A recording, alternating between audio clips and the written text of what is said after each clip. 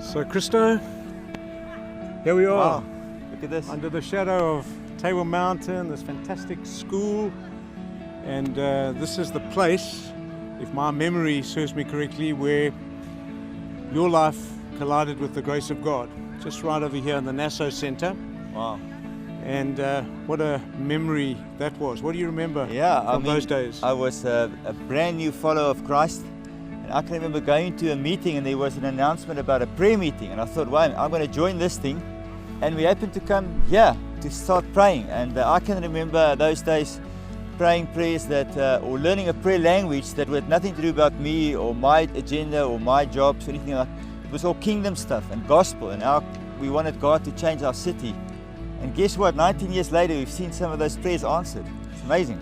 But it's also probably important to, from time to time, just revisit the place, to put our feet on the soil. Wow. And remind ourselves that it was here that we, 4 to 6 people, had the audacity to bring the city of Cape Town before Him in prayer, pour out our hearts before Him and pray prayers that God would, in the ensuing years, begin to answer. See the footprint of our church begin to be established in the city. Here in Rondebosch, we had no money, we had no resources, and we put in this offer on this piece of land to create this servant base to serve the city. And here 19 years later, to see that reproduced into 9 congregations, I guess it's a helpful thing to come back and remind ourselves that only God could have written that story. Sure.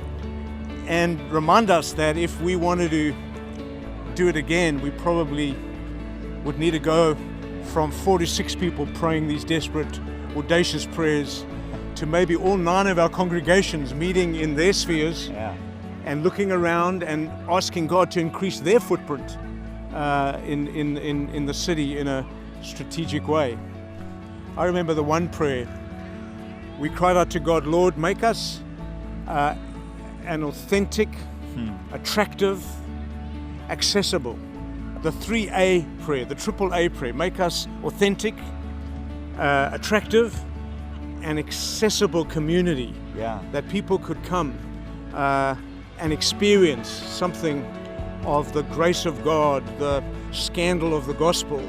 And all these years later, I just want to pray that prayer all over again and say, Lord, could you please put that prayer on steroids? I want to call all of Common Ground to be part of that. Yeah, absolutely.